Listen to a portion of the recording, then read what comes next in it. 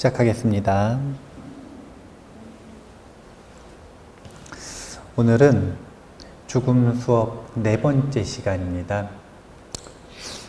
앞에 3번은 이 링자초키라고 하는 사람이 죽음 이후에 되돌아온, 이제 요즘 용어로는 임사체험이라고 하고 예전에는 델로기약이라고 했었는데, 그 이야기를 바탕으로 이 죽음에 대해서 한번 봤어요. 이제 링자초키 이야기는 끝났고요. 이번에는 카르마라고 하는 사람의 역시 델로기약입니다. 이 죽음 수업에 대해서 들으시고 공부를 하실 때는 어떤 마음가짐으로 하시면 되냐면, 그냥 이 소설책 본다 이런 생각을 가지시고, 신과 함께 본다 이런 마음가짐을 가지시고 그냥 보시면 돼요. 어차피 사람이 요즘도 이 임사체험을 하고 돌아온 사람들, 죽었다가 돌아온 사람들의 이야기를 모아놓으면 엄청 많아요. 이제 예전보다는 적어요. 요즘에는 3일장을 해가지고 돌아올 데가 없어요. 그래서 잘 못 돌아오거든요. 근데 예전에는 7일장을 할 때, 이 7일장을 할 땐 돌아오시는 분들이 생각보다 많았어요. 그래서 그 이야기들을 일본 학자가 모아놓은 것만 딱 해도 이만한 두께의 책이 2권인가 돼요. 이 근현대에 있었던 일들만 해도. 그러니까 굉장히 많다 이렇게 생각을 하시면 되는데, 그런 이야기들을 보실 때 그것이 실제냐 아니냐, 꼭 그런 경험이 있느냐 없느냐 이런 생각을 하실 필요가 없어요. 왜냐하면 사람이 살아가는 경험과 사람이 죽은 이후의 경험은 똑같아요. 뭐가 똑같냐면 원리가. 살아있을 때 무엇을 경험하느냐? 우리는 똑같은 세상을 경험한다고 생각을 하지만 그렇지 않아요.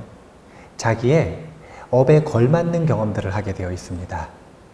마찬가지로 죽음 이후에도요, 그냥 자신의 업을 필름으로 해서 겪는 아주 실감나는 영화라고 보시면 돼요. 그러니까 업이 다른 사람들, 이 사람들은 다른 경험을 하는 게 너무 당연합니다. 우리가 이 불자로서 죽음을 바라볼 때는 어떤 방식으로 봐야 되냐면, 죽음이라고 하는 것이 특별하다고 여기면 결코 안 돼요.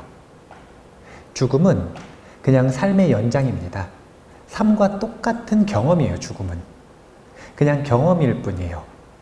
그러면 어떤 경험이냐면, 이 호텔에서 체크아웃 한 다음에 이 호텔로 넘어가는 게 그 과정이 바로 죽음이에요. 그러니까 사실은 그냥 숙소 옮기는 거라. 그런데 그 숙소 옮기는 과정에서 이제 이 중음이라고 하는, 이제 중음이라고 하는 뜻이 무슨 뜻이냐면 중간 과정이라는 뜻이에요. 이 몸에서 이 몸 버리고 다음 몸 받기 전까지, 보통 이 시간을 우리는 뭐라고 생각하는 거냐면 49일이라고 생각을 하는 거예요.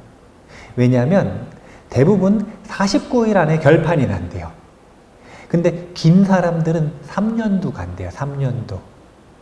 짧은 사람은 죽자마자 다음 생을 받는데요.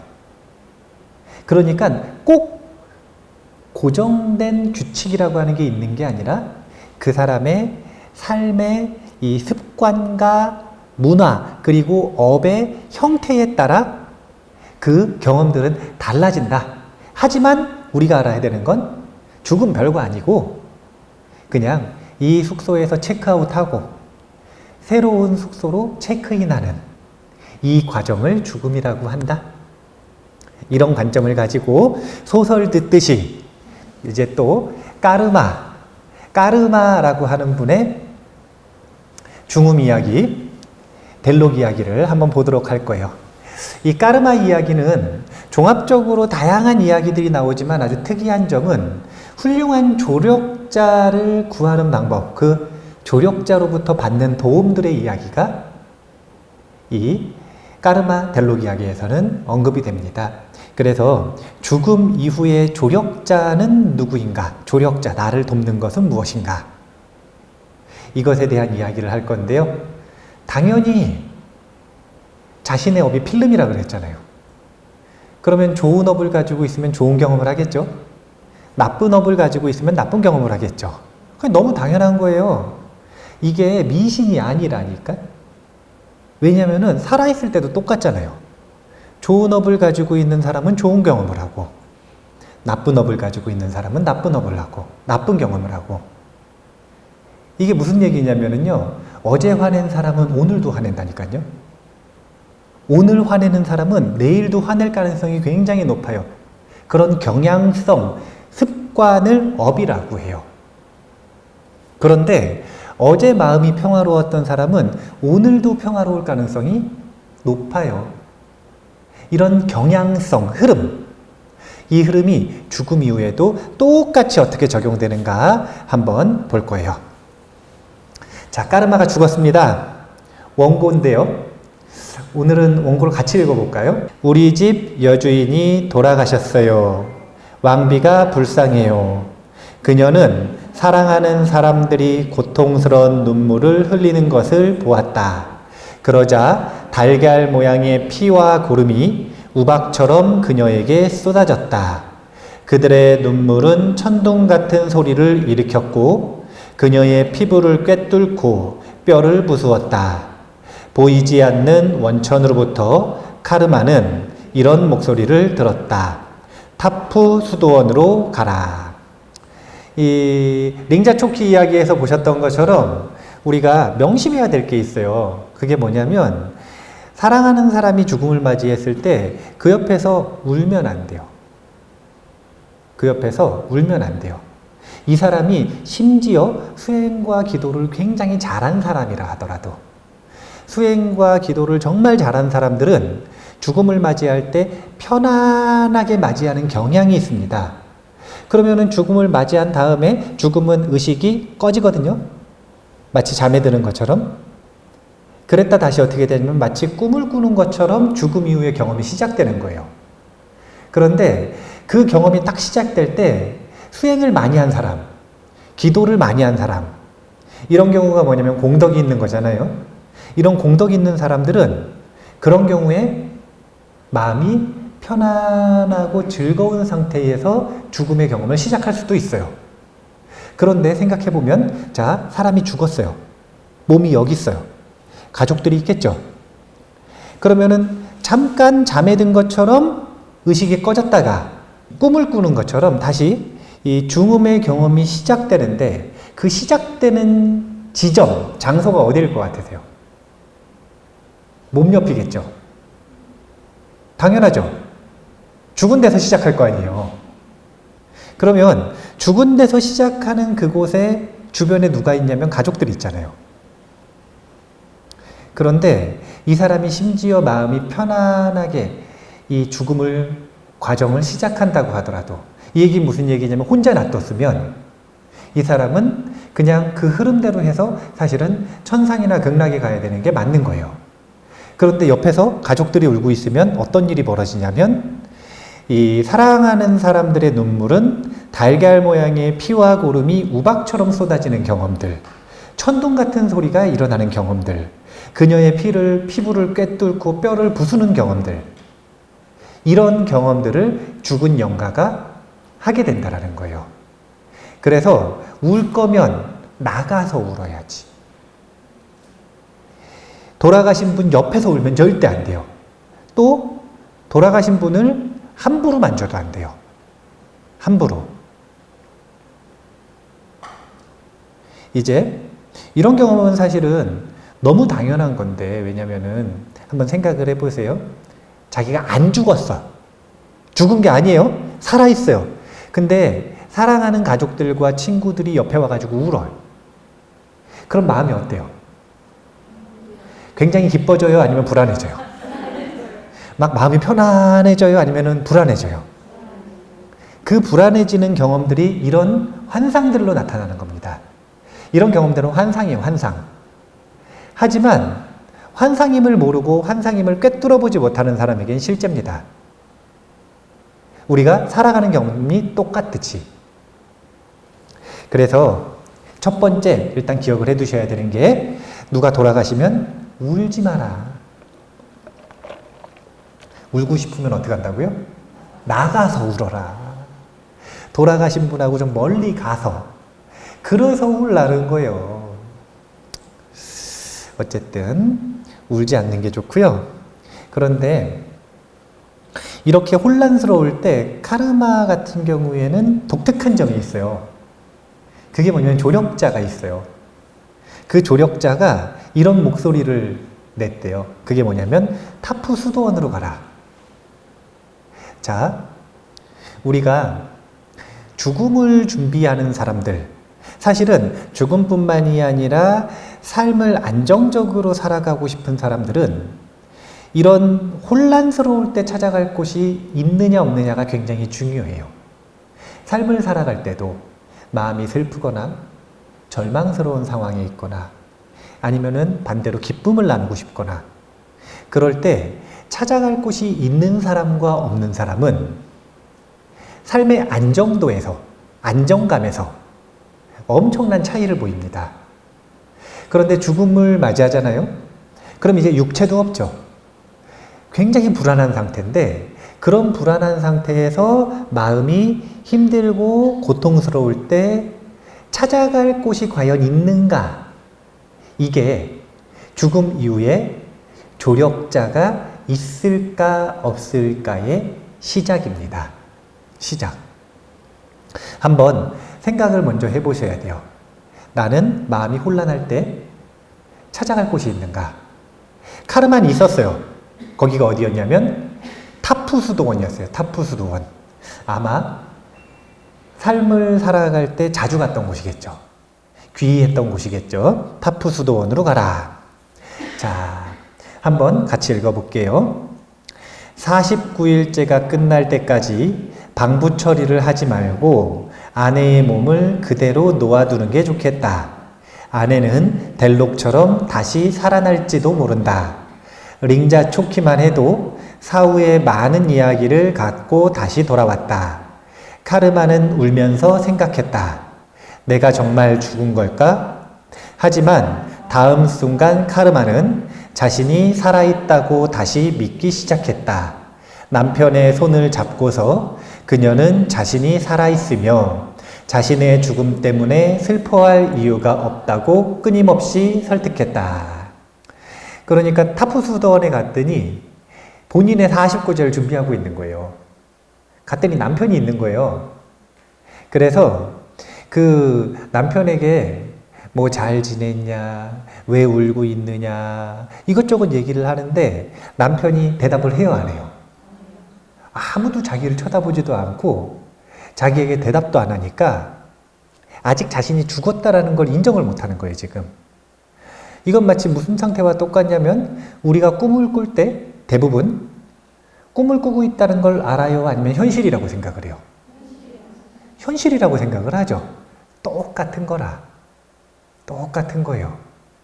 죽음을 맞이했을 때도 죽음 이후의 경험이 꿈과 같은데 그것이 죽음이라고 하는 것, 그러니까 자기가 죽었다라고 하는 걸 인지도 못하고 인정도 못하는 거예요. 이 기간이 평균적으로 3일에서 7일 정도 되는 겁니다. 그래서 보통 한 7일 정도까지 최장 7일 정도까지는 몸과 마음, 정신이 연결이 끊어지지를 않는다 그래요. 그래서 대개가 다른 경험을 하다가도 조금만 있으면 다시 육체 있는 대로 돌아오고 다른 경험을 하다가도 조금만 있으면 다시 육체 있는 대로 돌아오고 이런 경험들을 반복하는 거예요. 왜냐하면 여기가 살아생전에 가장 익숙한 곳이니까 가장 익숙한 의지처니까. 그래서 이 죽음을 받아들이지 못하고 있는 상태인데 이 죽음을 받아들이지 못하는 게 죽음 이후의 삶에 유리할까요? 아니면 죽음을 받아들이는 게 유리할까요? 이건 이런 질문하고 똑같아요. 자, 꿈꿀 때 막 쫓겨다닐 때 있잖아요. 그때 이게 꿈인 걸 모르는 게 그 상황에서 벗어나는 데 유리할까요? 아는 게 벗어나는 데 유리할까요? 알면 갑자기 날아가잖아요. 하늘로 나르지 않아요? 이제 의식의 유연성이 많이 떨어지셨나 보네요. 아이들은 알잖아요?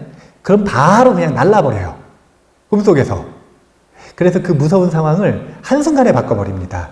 왜 그러냐면 아니까. 꿈인 걸. 모르는 사람은 어떡하냐면 그것은 현실이기 때문에 절대로 그 상황에서 벗어나지 못하고 끊임없이 쫓겨다니는 거예요. 이건 현실에도 똑같이 적용돼요.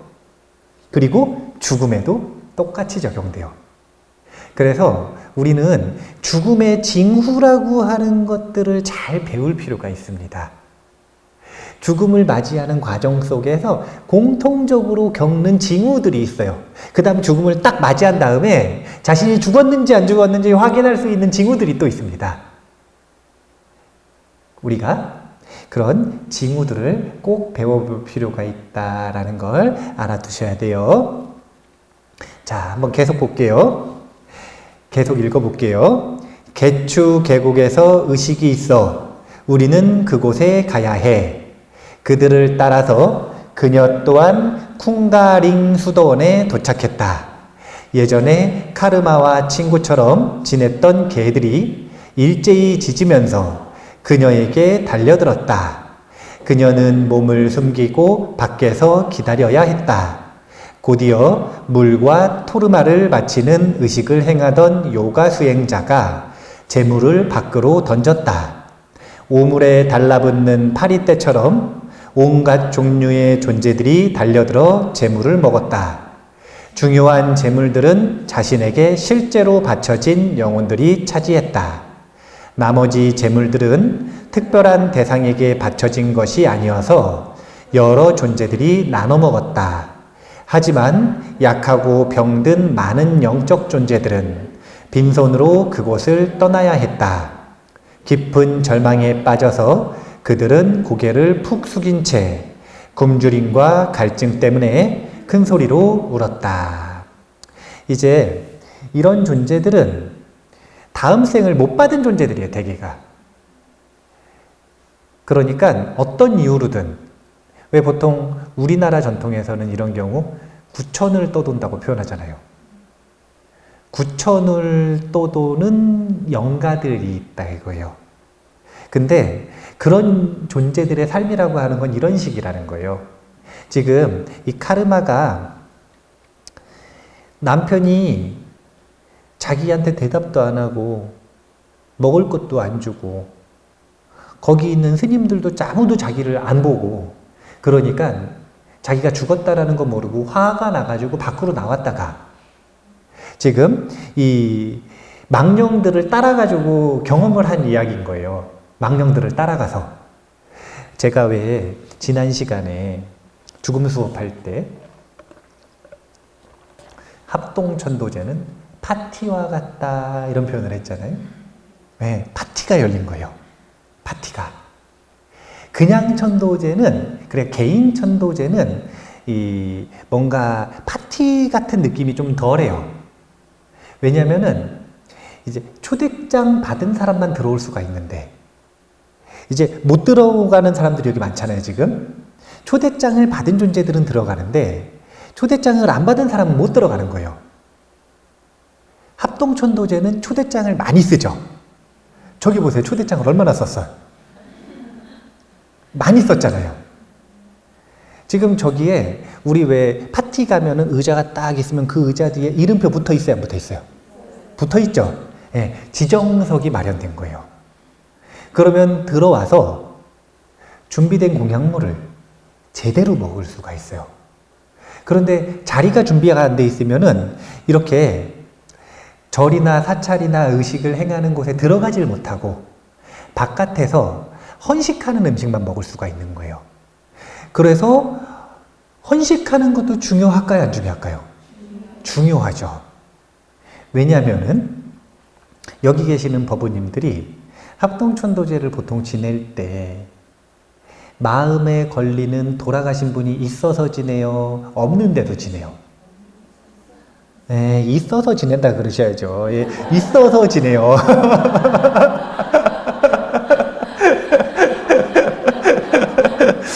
그런데 관련된 영가가 적은 분들, 저분들이 다일까요? 아니면 또 있을 수 있을까요? 잊어버리거나 놓치거나 아니면 나도 모르게 관련되어 있는 분들도 있겠죠? 그럼 그분들은 자리가 없으니까 들어와요, 못 들어와요? 못 들어오죠. 그럼 밖에 있단 말이에요. 그러면은 잘 생각을 해보세요.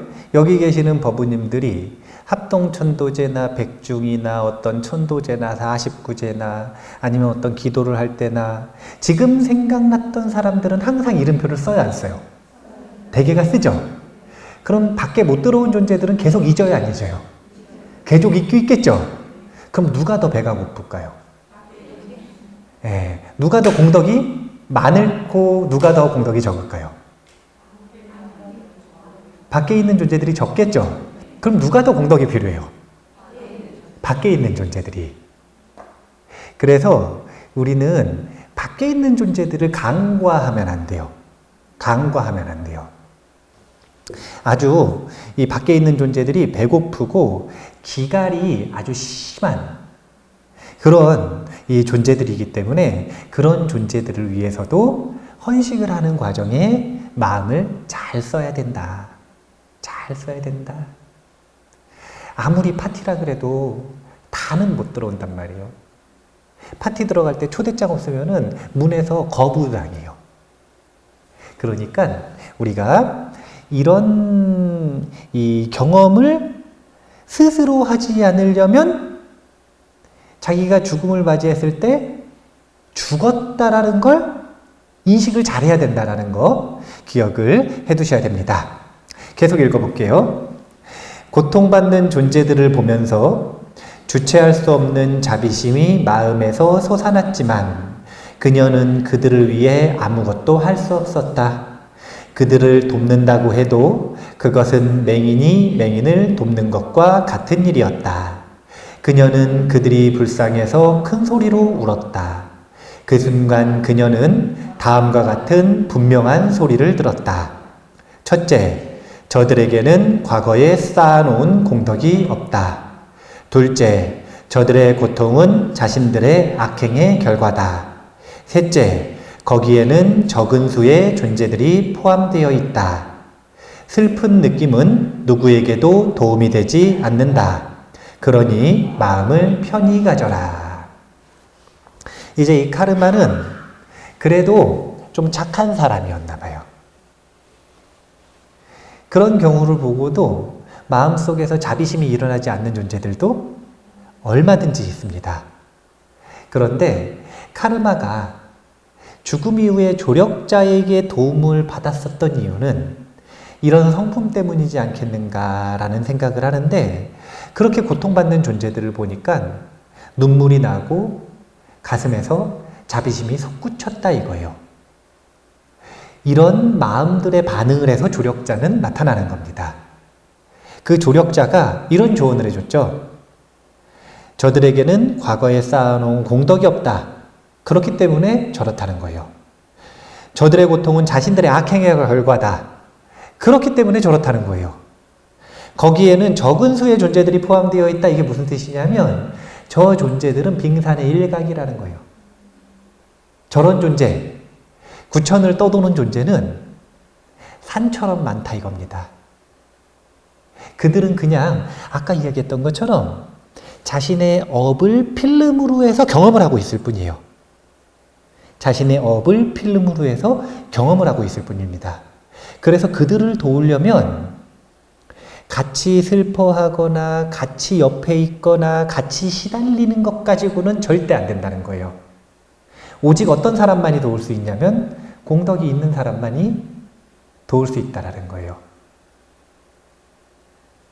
그래서 조언을 해주기를 슬픈 느낌은 누구에게도 도움이 되지 않으니 마음을 편히 가져라.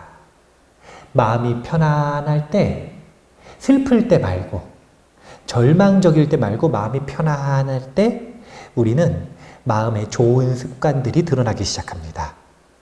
마음의 좋은 습관이 드러나서 공덕이 발휘되기 시작을 해야 하나라도 도울 수가 있는 거예요. 그렇지 않으면 맹인이 맹인을 돕는 꼴이니 슬퍼하지 말고 마음을 편히 가지면 그들을 도울 수 있을 것이다. 이런 조언을 해줬어요. 지금 보면 지속적으로 내면의 소리가 들리죠? 이 내면의 소리가 조력자인데 이 조력자와의 관계에 따라 내면의 소리로 나타날 수도 있고 또는 실체화된 모습으로 나타날 수도 있습니다. 이런 내면의 소리는 우리가 살아있을 때도 들려요, 안 들려요?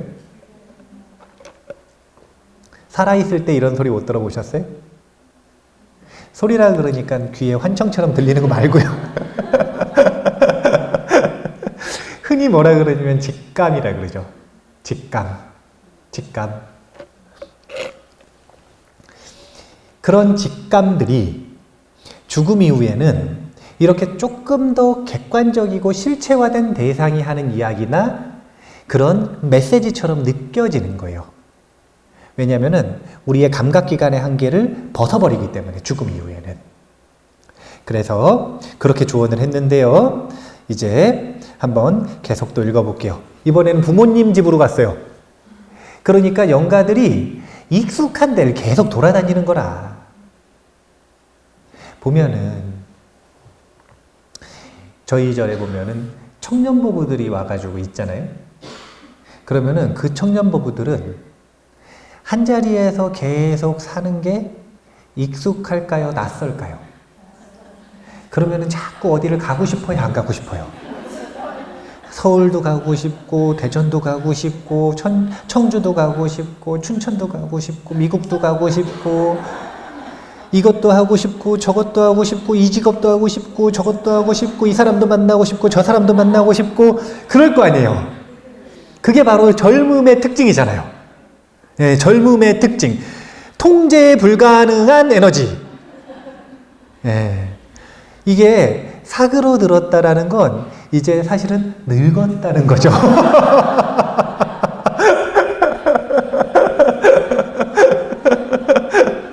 그래서 이제 처음부터 그런 게 없는 게 좋은 거 아니에요. 그 사람은 매가리가 없는 거라.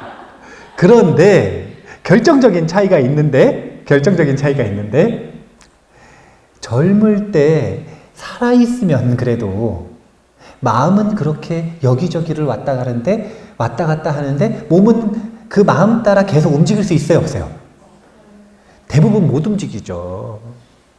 마음은 얼마든지 여기저기를 막 다니잖아요. 쏘다닌단 말이에요. 근데 몸은 그 이유가 시간이 없든 돈이 없든 약속을 했든 뭘 했든 상관없이 몸은 그래도 마음처럼 그렇게 움직이진 않죠. 그런데 죽잖아요? 그럼 지금 몸이 있어요, 없어요? 그러니까 그냥 생각하면 바로 걸로 가 있는 겁니다. 생각하면 바로 걸로 가 있는 거예요. 그러면 죽은 영가가 어떤 생각을 주로 하겠어요? 익숙한 사람들 생각을 하겠죠. 그래서 대개가 가족들 곁을 떠도는 거예요. 대개가 익숙했던 장소들을 반복해서 왔다 갔다 하는 겁니다. 이번에는 부모님 생각 딱 하니까 부모님 집에 온 거예요, 지금. 한번 읽어볼게요. 부모님의 집에서는 가족들이 모두 모여 점심을 먹고 있었다. 카르마는 배가 고파서 어머니 뒤에 앉아서 자기 몫의 음식이 나오기를 기다렸다. 하지만 이번에도 아무도 그녀에게 음식을 주는 수고를 하지 않았다. 점심 식사 후에 사람들이 밖으로 나가자 카르마도 따라 나갔다. 모든 식구들이 자신에게 화가 나 있다고 믿었던 그녀는 바닥에 뒹굴면서 슬픔에 겨워 울부짖었다. 자, 왜 슬픔에 겨워 울부짖었을까요? 배고파서 그런 거예요. 배고파서. 왜 서럽냐면 지금 배고파서 서러운 거예요. 이게 습관이라는 게 아주 무섭거든요. 육체가 있을 때는 배가 왜 고파요? 배가 왜 고파요? 왜 배가 고프다는 신호를 주는 거죠? 뭐냐면은 위가 비어버리면 위가 비었다라는 신호를 배가 고프다라는 신호로 주는 거예요. 그런데 육체를 벗었어요. 이제 육체가 없어요. 그럼 배가 고플까요? 안 고플까요? 안 고프겠죠? 그런데 만약에 까르마가 30년을 살았다. 40년을 살았다고 치죠. 40년을 살았다.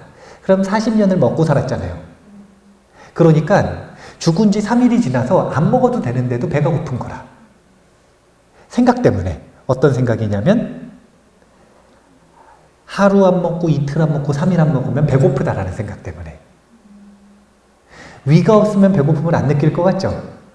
사람의 뇌는요, 아니, 뇌도 없구나.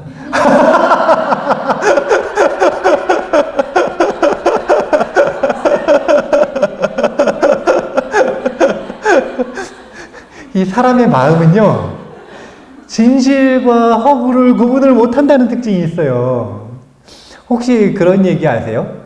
환상지 현상이라는 게 있어요. 환상지 현상.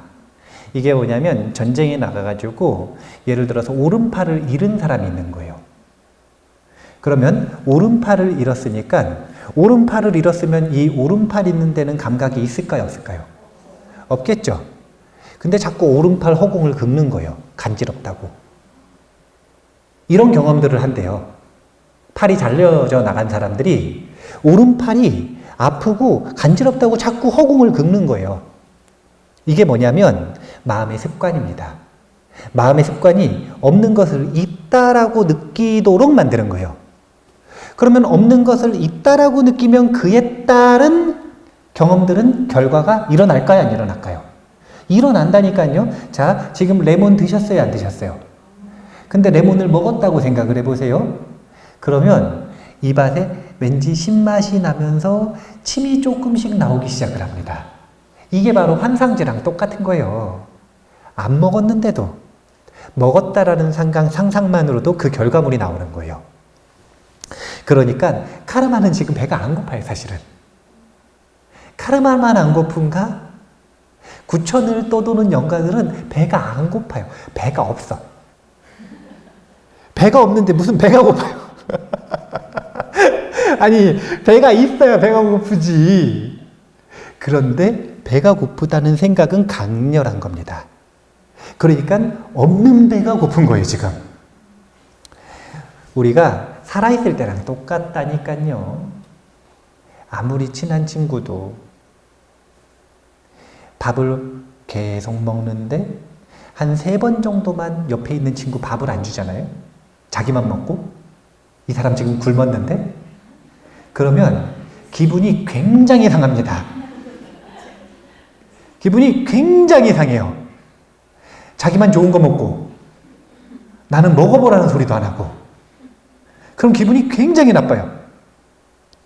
우리가 굉장히 뭔가 고급스러운 정신세계를 가지고 있는 게 인간이라고 생각을 하지만 물론 고급스러운 정신세계도 가지고 있죠. 근데 그것만큼 또는 그것보다 더 강렬한 본능들이 있는데 그 생존 본능의 기본이 바로 이 식욕이에요. 그래서 배고플 때 서럽고 몸 아프면 서럽고 그런 이유가 바로 이 생존 본능을 건들기 때문이라는 걸 아셔야 돼요. 그래서 우리가 영가들이 서러운 이유는 다름이 아니라 배고파서라. 그러니까 파티를 하면 영가들한테 뭔가 먹을 걸 주는 게 우선일 것 같아요? 법문을 들려주는 게 우선일 것 같아요? 살아있을 때랑 똑같아. 한번 생각을 해보세요. 배고파 죽겠어요. 배가 고파 죽겠어요. 아주 배가 너무너무 고파요. 근데 그때 법회가 있네요. 그러면은 법당을 먼저 가야 돼요? 아니면은 저기 공양감 먼저 오라 그러면 좋아요? 일단 배가 불러야 마음의 안정감이 생겨서 법문을 들을 거 아니에요. 그래서 합동천도제를 지낼 때 보면은 처음부터 법문을 안 해요. 천도제 중간 의식에 법문하는 부분들이 있거든요. 이렇게 법문하는 게 아니라 연불이 다 법문이거든요. 근데 그 연불하는 법문 부분이 먼저 공양 올리고 이 헌식하고 그 다음에 차를 올려서 기가를 면하게 하고 그렇게 하면 마음이 편해지니까 그 다음에 법문을 들려주는 거예요. 그러면은 몸의 스트레스가 먼저 사라지고 그 다음 마음의 스트레스가 사라지면 그러면 이제 극락 가야겠다. 이런 마음이 들 수도 있겠죠. 근데 안 들 수도 있겠죠. 안 드는 사람을, 안 드는 영가구나. 안 드는 영가를 억지로 극락에 보낼 수 있을까요? 없을까요? 없어요. 무슨 구병시식하는 것도 아니고, 무슨 악귀를 내쫓는 것도 아니고, 그렇게 할 수가 없잖아요. 그래서 보통 절에는 위패들을 모셔놓는 법당의 자리들을 마련해 놓는 거예요.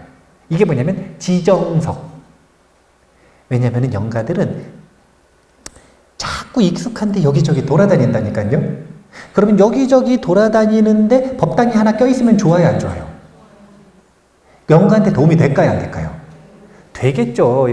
여기저기 자꾸 막 산이나 들이나 가족들한테 돌아다니는 것보다 가족들한테 돌아다녀봐야 자기 쳐다봐 주지도 않고 자기 때문에 고생하고.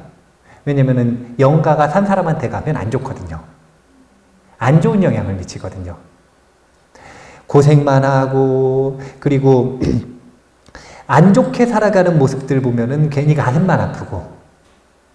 그런데 절에 오면, 절에서는 기도도 자주 하지, 천도제도 자주 지내지. 그러니까 영가들이 이제 구천을 떠도는 영가들도 조금 이제 짬밥이 생기면 이제 좀 경력이 생기잖아요. 그러면은 날짜를 계산을 합니다, 이렇게. 여기 아까 보셨잖아요. 오늘 어디에서 아주 큰 잔치가 있다더라. 그리고 다 가잖아요, 지금. 그런 것처럼 날짜를 다 계산을 해가지고 법문 듣고 싶으면 117번을 돌려보듯이 우리가 이렇게 TV를 돌려보듯이 법문 듣고 싶으면 어느 절에 가야겠다. 이 시간에. 그리고 뭔가 좀 배가 고픈 것 같으면 이 시간에 저길 가야 된다. 뭔가 목마른 것 같으면 이 시간에 저길 가야 된다. 이런 게 생기는 거예요.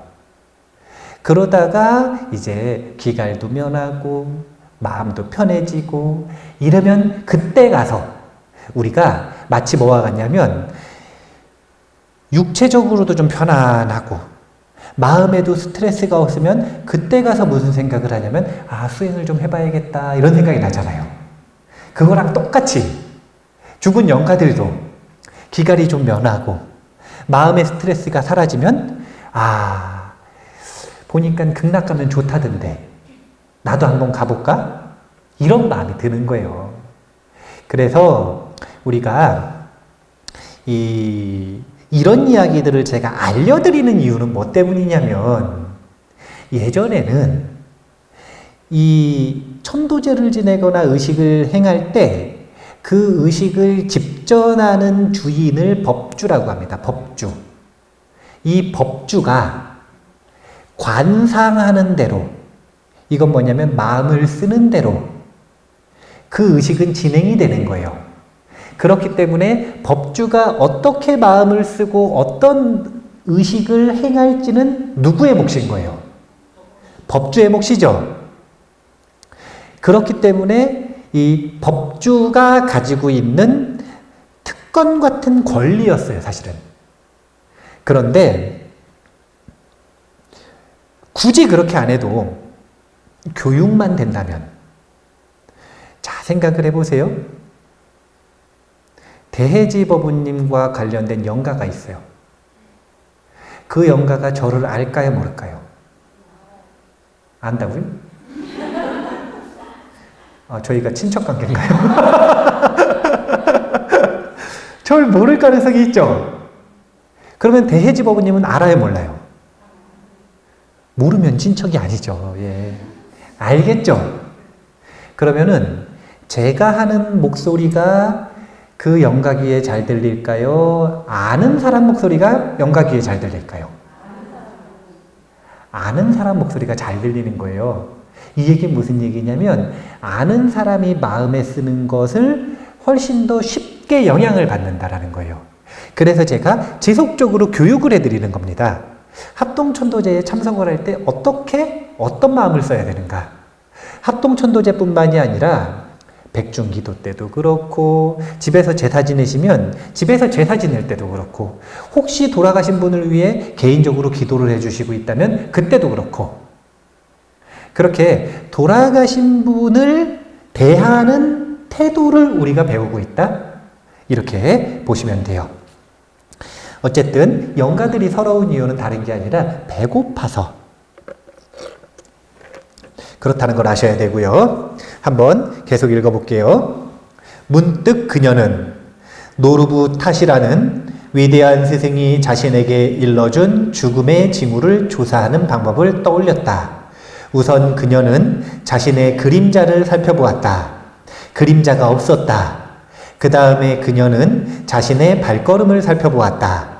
아무런 소리가 나지 않았다. 그녀는 생각했다. 이럴 수가. 난 죽은 게 틀림없어.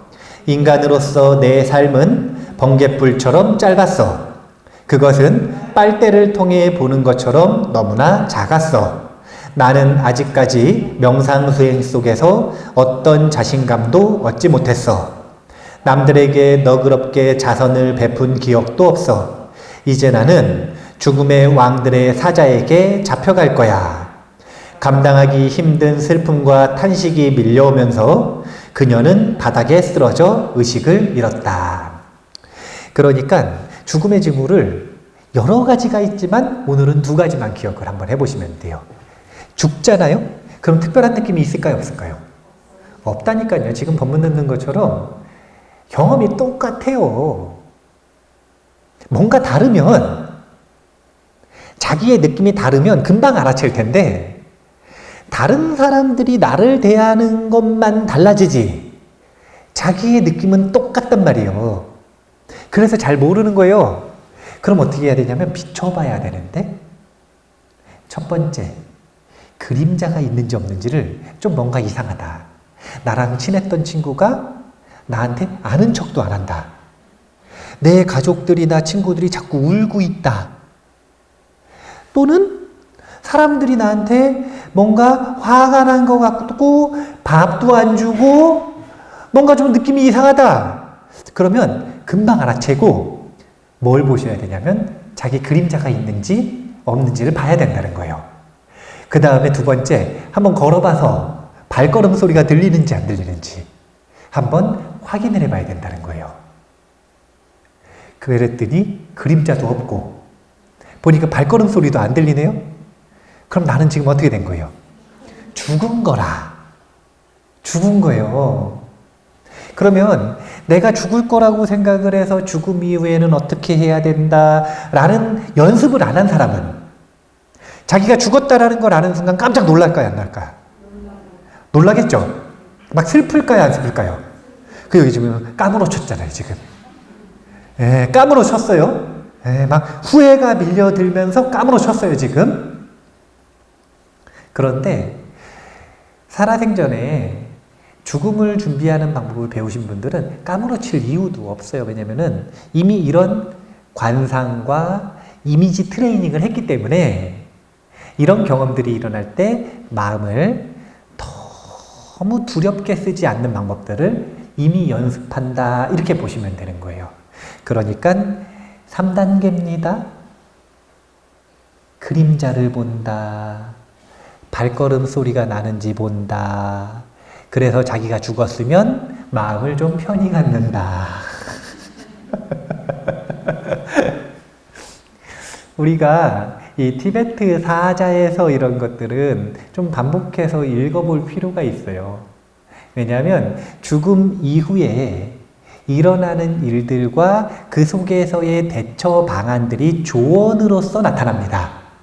지금 여기 계시는 분들이 평생 죽을 때까지 남아있는 생 동안 티베트 사자에서를 한 번 이상 읽을 기회가 있는 경우가 많을까요? 없는 경우가 많을까요?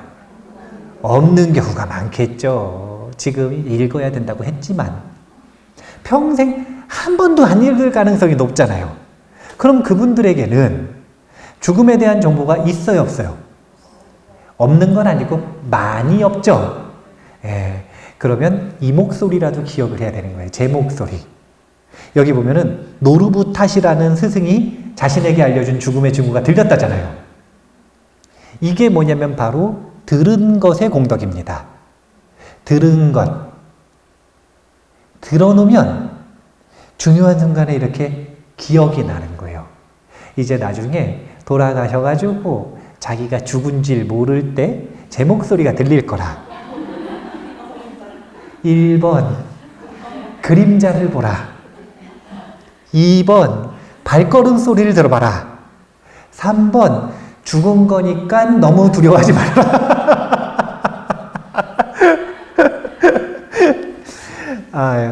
사자에서 같은 경우에는 제가 이 번역본 저작권 안 걸리는 걸 이제 구해가지고 이 녹음을 좀 해야겠어요. 그래서 자주 이렇게 들을 수 있도록. 읽는 건 너무 어려우니까, 이제 해놔야겠어요. 그렇게 해가지고 자주 들으면, 그러면 죽음 이후에 그 들어놓은 업이 조력자가 되는 겁니다. 계속 읽어볼게요. 드디어 타라가 나왔습니다. 카르마가 깜부러 쳤었죠? 예. 카르마가 의식을 회복했을 때 흰색 예복을 입고 머리를 뒤로 묶은 여인이 손에 손북을 들고 그녀 앞에 서 있었다. 그녀는 카르마의 수호신인 흰색 타라였다. 카르마의 팔을 잡고서 타라 여신은 이렇게 위로했다.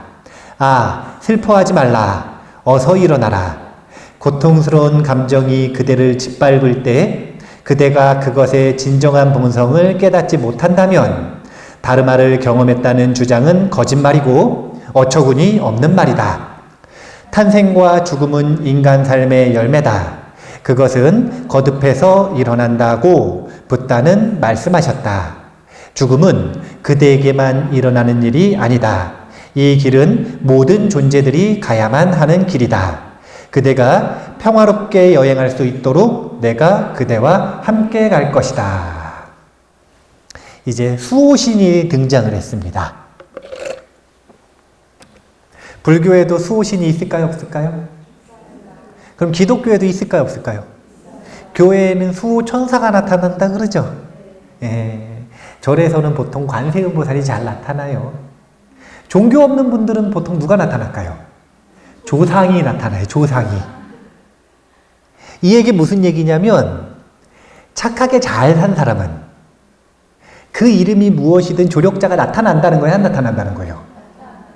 근데 그 조력자의 디자인은 살아생전 문화에 따라 다 다르다는 거예요. 교회 다니는 사람들은 왜 수호천사가 나타날까요? 그렇게 들었고, 그런 이미지를 보고 자랐고, 교회에서 그렇게 배웠고, 그리고 또 그렇게 상상했고, 그러니까 이미지가 그렇게 나타나는 겁니다. 그러면 절에 다니는 사람들은 여기 보면은 머리를 뒤로 묶었어요. 흰색 예복을 입고 손북을 하나 들었네요. 손북을 하나 든 흰색 여인이 나타났어. 이 디자인은 어디에 있는 디자인일까요? 아마도 탱화에 있는 디자인일 거예요. 아까 타프 수도원인가? 거기 탱화에 있는 이미지랑 똑같을 거라 아마. 그걸 보고 기도를 했기 때문에, 그 이미지를 보고 수행을 했기 때문에 죽음 이후에 그 이미지가 나타나는 거예요. 그래서 그런 조력자가 나타났을 때 이런 조언들을 해주는데 아주 이 칼날 같은 조언을 하나 해줬어요. 그게 뭐냐면, 살아있든 죽어있든 똑같은 거예요.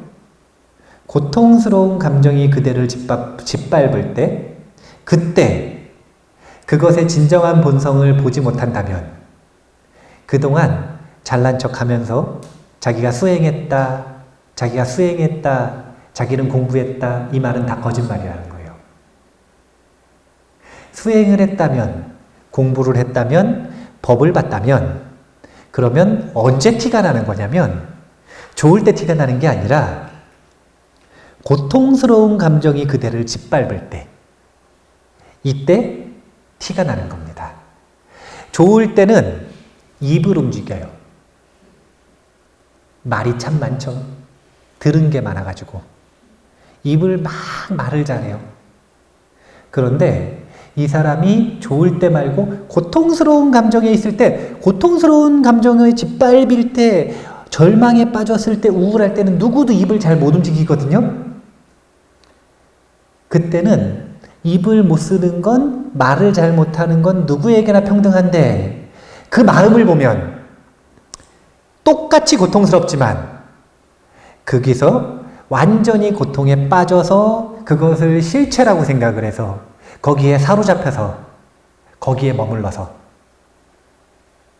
아무런 저항도 하지 못하고 점점 나락으로 떨어지는가, 아니면 그 고통의 실체를 꿰뚫어서 자신의 이 고통스러운 상황과 감정을 소화시켜내는가, 견디어내는가, 이것이 바로 법을 보았는가 보지 못했는가, 공부를 했나 안 했나, 수행을 했나 안 했나의 기준이라는 겁니다.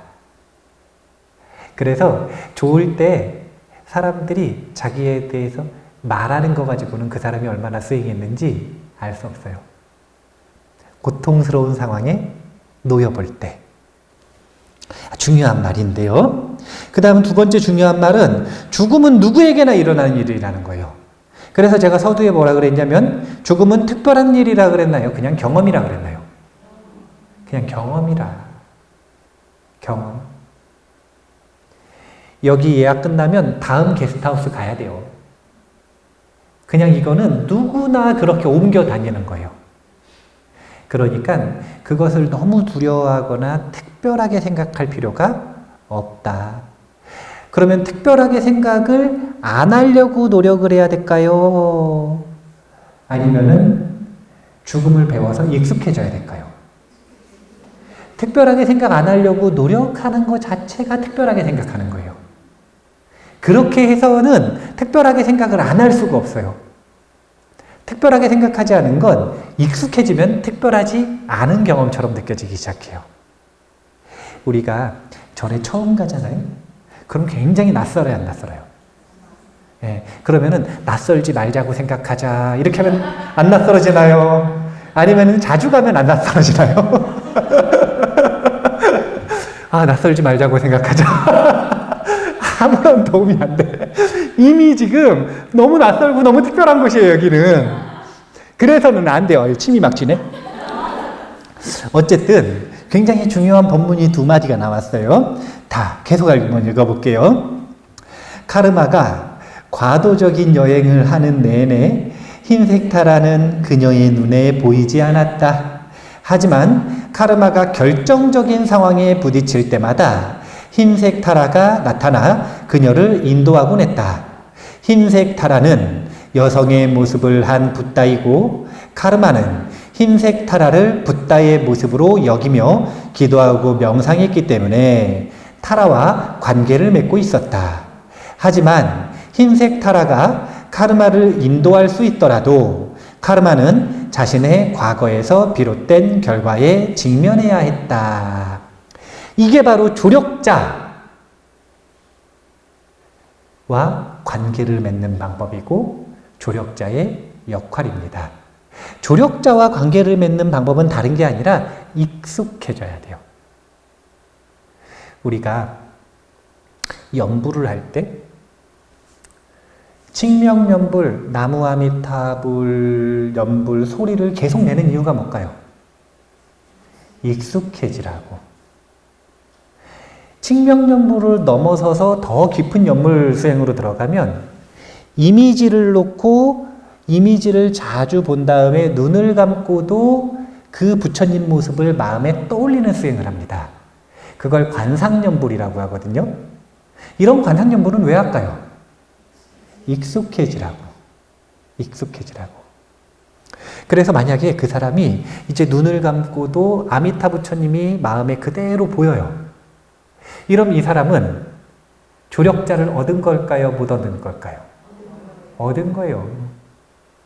죽은 다음에만 소용이 있을까요? 살아있을 때도 소용이 있을까요? 살아있을 때도 소용이 있어. 만약에 이 사람이 지금 수능을 봐야 돼요. 그럼 마음이 떨릴까요? 안 떨릴까요? 그러면 눈을 감고 아미타 부처님을 딱 떠올리면 마음이 편안해질까요? 안 편해질까요? 안 편해질 리가 없어요. 왜냐면은 안 편해지면 안 떠올라요. 이미지라고 하는 것이 떠오르는 건 그런 거예요. 이미지는 몰입 상태에서 떠오르거든요. 이미지가 떠올랐다라는 건 이미 정신이 집중되고 산란감이 사라졌다라는 거예요. 그러니까 그렇게 자신의 조력자와 관계를 맺는 것은 다름이 아니라 살아생전의 익숙함을 통해서 맺는 거라는 거예요. 그래서 우리가 이 살아생전의 죽음 이후의 조력자하고의 관계를 잘 맺으려면 결국은 기도도 하고 수행도 하고, 그리고 기도하고 수행하는 그런 적극적인 종교 활동을 못 하겠으면 자신의 종교의 상징물이 되는 그런 존재들과 이 믿음을 가지고 이제 왕래라도 자주 해야 돼요. 왕래라도. 그렇게 하면 이제 그 이미지 그리고 그 목소리가 죽음 이후에 자신을 돕는 조력자가 될 것이라는 걸 기억을 해 두셔야 돼요. 자, 이제 카르마가 본격적인 죽음의 왕들을 만나는 순간이 됐습니다. 읽어볼게요. 카르마는 큰 공포를 느꼈다. 가족과 친구조차 더 이상 생각나지 않았다. 곧이어 그녀는 광활한 벌판 끝에 있는 자신을 발견했다. 끔찍했던 폭풍은 이제 가라앉았다. 어딘지는 모르지만 죽여라고 외치는 소리가 멀리서 천둥치는 것처럼 여전히 들렸다. 다시 한번 카르마는 부모와 가족, 친구들을 기억하고는 그들의 이름을 불렀다. 그러면서 그녀는 바닥을 구르면서 큰 소리로 울었다. 그녀가 원망하듯 말했다. 당신들은 어떻게 한마디 경고도 하지 않고 나를 이렇게 위험한 곳에 보낼 수 있죠? 그 순간 흰색 타라가 그녀 앞에 다시 나타났다. 그러니까 죽은 다음에 가족들을 아무리 불러봐야 못 도와줘요. 죽은 다음에 아무리 가족들을 불러봐야 대부분의 가족들은 못 도와줘요. 왜냐하면 다른 것 때문이 아니라 도와줄 능력이 없어요. 도와줄 능력이. 그러니까 연부를 많이 하셔야 돼. 입버릇처럼 연부를 많이 하잖아요. 그러면은 옆에서 누가 죽여 이렇게 외치면 깜짝 놀라요, 안 놀라요? 그러면 엄마야 해요, 아니면 부처님 그래요? 관세음보살 해요, 안 해요? 그렇게 해야 조력자가 생기지. 엄마야 아무리 해봐야 엄마 못 도와줘. 엄마도 나한테 도움을 받아야 되는 존재라. 도와줄 수 있는 조력자를 구하셔야 돼요. 자, 오늘의 내용을 정리해 볼게요. 오늘 여러 가지 내용들이 있었는데 중요한 내용들이 많았지만 중심 주제는 뭐였냐면 죽음 이후에 나를 도울 조력자는 누구인가잖아요. 죽음 이후의 경험을 보면 정리해보면 이래요. 자신이 가지고 있는 악업은 고통스럽고 두려운 경험을 만들어냅니다. 살아있을 때도 똑같아요. 자, 도둑질 했어요. 그럼 마음이 어때요? 저 사람이 할까? 저 사람이 할까? 이 사람한테 들키는 거 아닌가? 그 다음부터 마음이 지옥이죠. 악업은 살아있을 때나 죽은 다음에나 마음을 번거롭고 무겁고 고통스럽게 만드는 게 똑같습니다. 그 다음에 악업이 아니라 선업공덕을 지었어요. 그러면 편안하고 즐거운 경험을 하게 됩니다. 지금 자꾸 델록들의 이야기가 고통스러운 얘기들만 나오니까 죽은 다음에 고통스러운 일들만 있는 줄 아는데 그렇지 않아요. 그냥 죽자마자 극락 가는 분들도 있거든요. 극락 가면 지극히 즐거운 경험만 해요. 그런데 대개가 그런 분들이 안 돌아와요. 그래서 임사체험이나 델록 이야기에 잘 등장을 안 해요. 이제 이 카르마 이야기 끝나고 나서 그 다음 이야기는 전문 수행자, 죽음을 딱 맞이하자마자 해탈의 빛으로 들어갔었던 경험을 한 그런 수행자 이야기도 한번 해볼게요. 좋은 일들도 있어요. 네, 편안하고 즐거운 경험을 합니다. 그 다음에 조력자의 도움은 귀한 공덕으로 생긴다는 거예요. 귀. 불안할 때 찾아갈 곳이 있는가? 이거는 장소를 얘기하는 것이기도 하지만 누군가 의지하고 있는 존재를 이야기하는 것이기도 하죠. 그런 존재가 있으면 그 존재의 목소리, 그 존재의 이미지, 그리고 그 존재의 가르침이 내 죽음 이후에 조력자가 된다. 그 다음에 친지들이 회양하는 공덕. 이게 뭐냐면 공덕을 지어서 제를 지내거나 천도제를 지내거나 49제를 지내거나 집에서 제사를 지내거나 아니면 개인적으로 기도를 해드리거나 이런 공덕들을 가지고는 기가를 면하는 등의, 아까 이야기했지만 영가가 제일 서러운 게 배고픈 거라. 그래서 기가를 면하는 등의 전반적인 이 영가의 경험의 질이 조금 상승을 한다는 거예요. 그래서 당연히 살아생전에 착하게 살면 최고 좋죠. 그러면 죽은 다음에 조력자 생각할 필요도 없어요. 변호사는 잘못한 사람이 필요한 거예요? 잘못 없는 사람이 필요한 거예요? 잘못한 사람이. 근데 대부분이 잘못하고 살았으니까 변호사가 필요한데 그 변호사를 선임하려면 귀공덕이 있어야 된다는 거예요. 그래서 살아생전에 잘 사시고 그 다음에 잘 사는 것뿐만이 아니라 어딘가 의지처를 만들어서 그곳이 장소이든 사람이든 불보살이든 상관없이 의지처를 만들어서 그 의지처에 익숙해지는 과정을 거치면 우리가 죽음 이후에 하는 중음의 경험이 조금 더 안정되고 편안해지지 않겠는가? 이것을 스스로를 위해서 기억을 해 두셨으면 좋겠고요. 언제쯤 돌아가실 거예요? 내일 돌아가실 거 아니죠? 그러면은 아직 좀 죽음을 준비할 시간이 좀 있어요, 없어요? 조금 있죠? 예. 갑자기 뭐 내일 돌아가실 일이 흔치는 않잖아요. 그러니까 죽음을 준비할 시간이 좀 있으니까 이렇게 조금 여유로울 때는 자신이 관련되어 있는 돌아가신 분들, 영가들을 위해서 친지들의 회양 공덕을 직접 지어주실 필요가 있어요.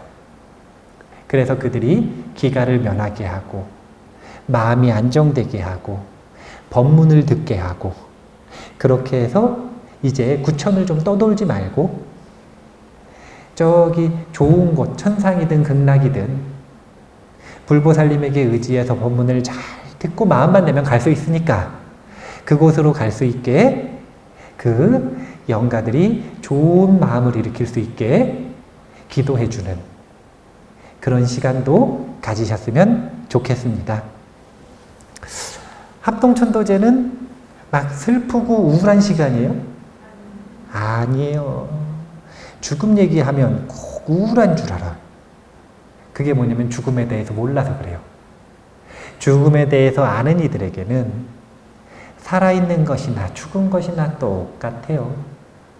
그래서 우리가 항상 이미지를 합동천도제는 파티다.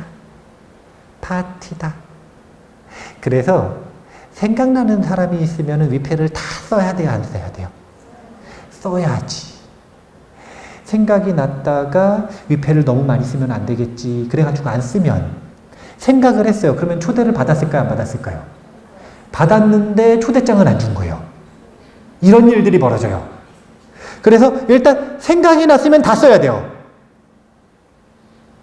그리고 또 생각이 안 난 분들은 관련 영가 이래가지고